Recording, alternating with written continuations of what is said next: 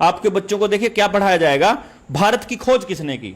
अबे गधे, भारत तो था उस वक्त जब तो खोज करने का क्या मतलब हुआ, सिर्फ तुम थोड़ी ना हो दुनिया में कि आधार कार्ड को आपकी सारी सर्विसेज के साथ जोड़ देंगे और फिर उसके बाद वही खेल मचेगा दोबारा से जो जनवरी 2022 में मच रहा था। नमस्कार, स्वागत है आपका आपके अपने YouTube चैनल सर्च हरियाणा और ADR हरियाणवी पर।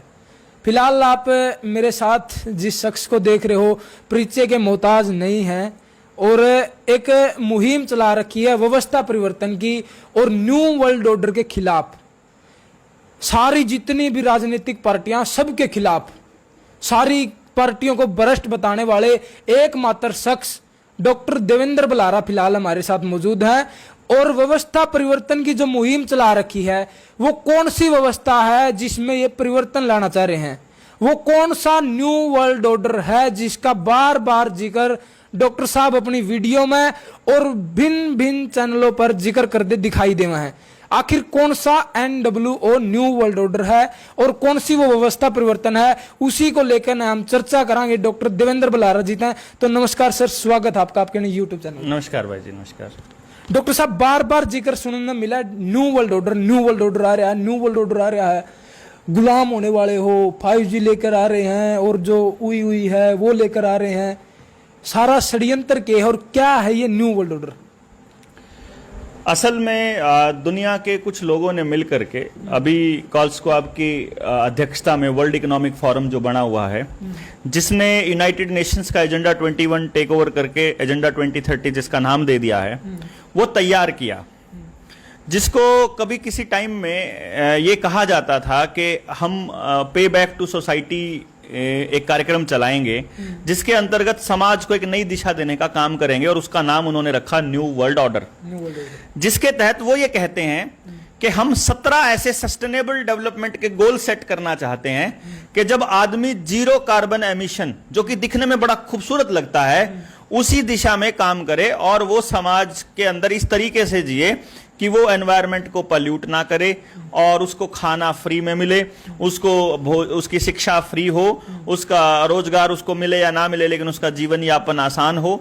दिखने में इतनी खूबसूरत सी चीज नजर आती है और जिसको सो कॉल्ड पढ़ा लिखा, मतलब जो डिग्रीधारी जो लोग हैं, जो अपने आप को बड़ा वो कहते हैं, उनको ये इतना अच्छा लगता है। वो ये कहते हैं कि ये तो गोल बड़े शानदार तरीके से हैं, लेकिन उनको अमली जामा पहनाने के लिए जिस तरह से खेल रचा गया और रचा जा रहा है, जिसका तजुर्बा वो लोग बड़े बड़े उद्योगपतियों की मदद से साउथ अफ्रीका के अंदर पहले से कर चुके हैं, जिसकी टेस्टिंग वो अलग अलग देशों में, जैसे सीरिया में जो हुआ, जो इराक के ऊपर अमेरिका का अटैक हुआ, सद्दाम हुसैन का असैसिनेशन जिस तरह से उन लोगों ने किया, इस तरीके से ये पूरा का पूरा प्रपंच उन्होंने करके देख लिया छोटे छोटे देशों के ऊपर।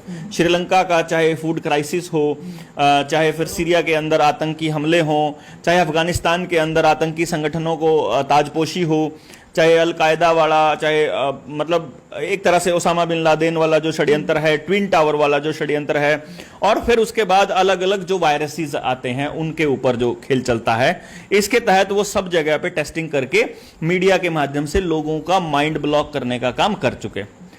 और उन्होंने इस चीज को भारत के अंदर भी इंप्लीमेंट करने की कोशिश की। भारत पहले दिन से ही, मतलब ये कोई षड्यंत्र आज का नहीं है, अगर आप थोड़ा सा जाएंगे, ये पेपल्स बुल के साथ शुरू होता है 1492 के अंदर, और तब से लेकर के जब डच और पुर्तगाल जो है वो प्लान करते हैं कि आधी दुनिया पर तुम कब्जा करो, आधी दुनिया पर हम कब्जा करेंगे, और फिर उसके तहत वास्को डी गामा आता है, ये लोगों को चिन्हित करता है। जैसे कहते हैं आपके बच्चों को देखिए क्या पढ़ाया जाएगा, भारत की खोज किसने की। अबे गधे, भारत तो था उस वक्त जब तो खोज करने का क्या मतलब हुआ, सिर्फ तुम थोड़ी ना हो दुनिया में, वो तो वहां लोग थे पहले से, खोज तुमने थोड़ी करी, हम कोई खो थोड़ी रखे थे, हम कोई गुम थोड़ी थे। लेकिन बच्चों को छोटी सी उम्र में ही पढ़ाया जाता है कि भारत की खोज किसने की, और उस तरीके से, जबकि असलियत में वो खेल कुछ और था। भेजा गया था यहां कॉलोनाइज करने के लिए, कॉलोनीज बनाने के लिए, अंग्रेजों ने जिस तरह से कॉलोनीज बनाई, और उसके बाद में फिर व्यवस्था को अपने तरीके से चलाने के लिए।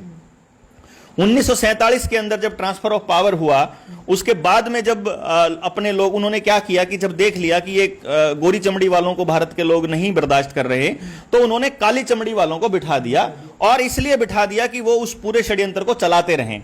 चाहे अर्थव्यवस्था को तबाह करना है, चाहे हमारी जमीनों को तबाह करना है, खेती तबाह करना है, भाईचारा तबाह करना है, अगली जनरेशन की सोच खत्म करना है, मीडिया के माध्यम से, मोबाइलों के माध्यम से उनको बिल्कुल सोचने समझने की क्षमता खत्म करनी है और उनको एक नया तरह का ज्ञान देना है जिसके अंतर्गत वो अपनी पुरानी सभ्यता संस्कृति को भूल जाएं और सच वही मान बैठें जो गूगल कह रहा है।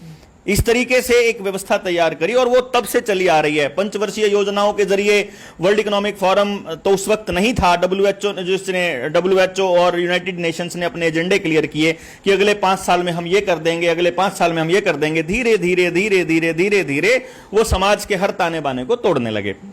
आज के टाइम पर सिचुएशन ये हो गई कि आज अपने भारत के अंदर क्या हालत है। मैं अगर आपको हरियाणा की बात बताऊं तो हरियाणा में क्या हालत है। आप किसी गांव को लीजिए, शहर को तो छोड़ ही दीजिए, शहर में तो सब कचरा ही कचरा भरा है लोगों के दिमाग में भी, और शहर के बाहर जाओगे तो बड़े बड़े कचरे के ढेर आपको नजर आएंगे। हर शहर के बाहर प्लास्टिक के ढेर, कचरे के ढेर, बदबू के ढेर ये चलेंगे। लोगों के दिमाग में भी उसी तरह का कचरा है। टेलीविजन पे भी यही सब चल रहा है, मोबाइल पे भी यही अश्लीलता चली हुई है। ये तो बात है शहरों की। गांव के अंदर क्या है, मैं आपको गांव का थोड़ा तजुर्बा बताऊं क्योंकि मैक्सिमम लोग जो हैं वो गांव में रहते हैं। एक चीज और है कि जो आप बात बोल रहे हो ये सारी टेक्निकल बात है और फैक्ट पर आधारित बात है। हाँ। इस तरह गांव के जो ग्रामीण लोग हैं वे किस तरह इस षड्यंत्र तक बचाएं, सीधा सीधा स्पष्ट वो बता दो, क्योंकि आप पहले भी यह बात बोल चुके हो अगर भाई जो डिग्रीधारी लोग हैं उनको तो ये चीज अच्छी लगने लग रही है। तो इस समस्या का समाधान क्या है? सबसे पहले आपको समस्या समझनी पड़ेगी और उसको मैं आपको थोड़ा सा बस 3-4 शब्दों में, 3-4 लाइनों में कोशिश करूंगा समेटने की। 4 तरह के तबके हैं गांव के अंदर।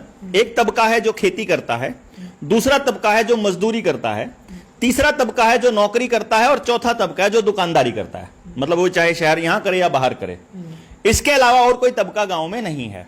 आमतौर पे बाहर भी अगर देखेंगे तो यही तबके हैं।